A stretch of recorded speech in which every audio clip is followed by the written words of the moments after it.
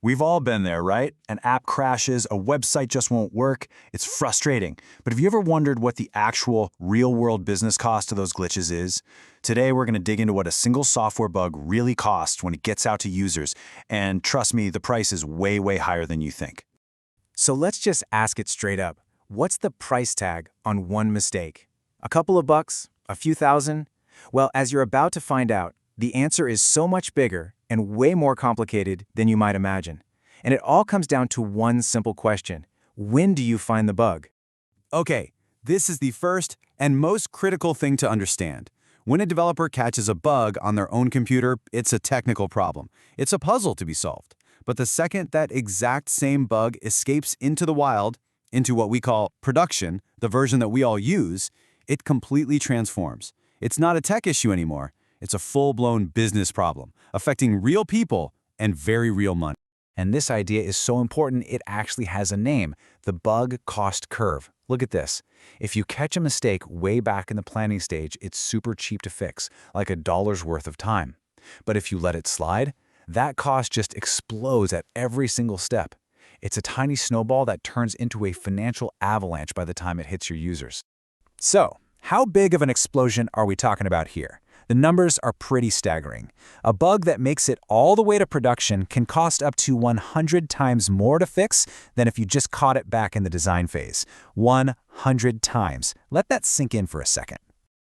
All right, so where does all that cost actually come from? Let's start with the most obvious damage, the part you can see right away, the direct hit to the company's bank account. Production bugs are like a drain on your finances. If the checkout button on your website is broken, boom, sales just stop. Dead. You might have to issue a ton of refunds for a service that didn't work. Sometimes bugs cause what's called revenue leakage, which is just a fancy way of saying money is slipping through the cracks, like you've been undercharging customers for weeks and didn't even know it. And of course, you're paying your team overtime for those frantic all-night emergency fixes. But the financial bleeding doesn't stop there. Not even close. The next wave of damage is often much deeper and way more permanent. The complete erosion of your users' trust. And this is where it gets really, really painful. A bug that loses someone's data, you might never get that user back. A security leak, now you're in the headlines for all the wrong reasons. If a core feature is broken, like you literally can't transfer money in your banking app, people will just leave. And that leads directly to a flood of one-star reviews, angry posts on social media, and customers running straight to your competitor. And here's the thing you absolutely have to remember. Your users don't care about your excuses. They don't know what an API is, and they don't care that your server went down. All they know is that your product failed them when they needed it. And rebuilding that trust, it's 1,000 times harder than just fixing the code in the first place. Let's make this feel real with a few nightmare scenarios. Imagine it. You open your banking app to check your savings, and your balance is zero. Just gone. Even if it's just a temporary glitch, that feeling of pure panic is real. The damage is already done. Or how about this one? An e-commerce site accidentally turns a 10% off coupon into a 100% off coupon. It goes viral in minutes. Free stuff! Before you can pull the plug, thousands of orders have gone out the door, costing you a fortune. And for the grand finale, the ultimate showstopper. A bug in the login system that locks everybody out. Your product is now a very expensive, completely useless brick. Every single minute of downtime is an absolute catastrophe.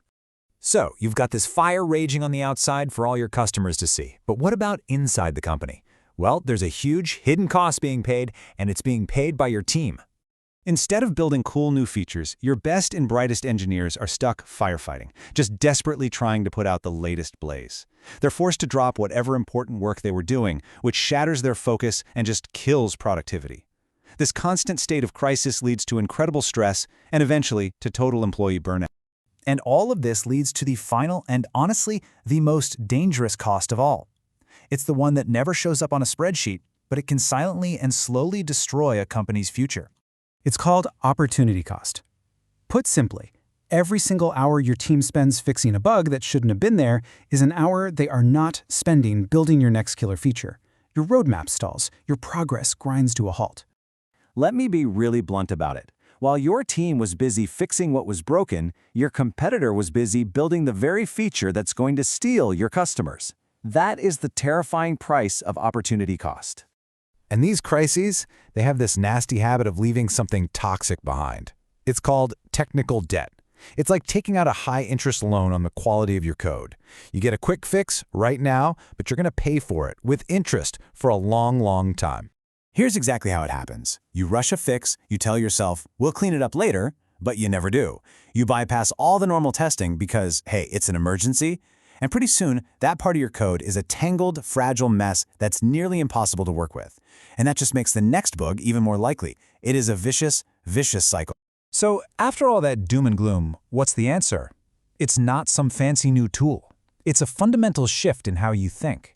It's about completely reframing the value of preventing these bugs in the first place. For far too long, companies have looked at testing and quality assurance as just another expense on a spreadsheet, a cost center. But that is completely backward. The strategic reality is this: testing isn't an expense, it's insurance. It is the premium you pay to protect your entire business from the chaos we've been talking about. And that insurance policy pays out in huge ways. The smartest organizations get this. They build quality into their DNA. They do it to save incredible amounts of money in the long run, to protect their brand, to keep their team sane and productive. And maybe most importantly, to be able to release new things with confidence, not with fear.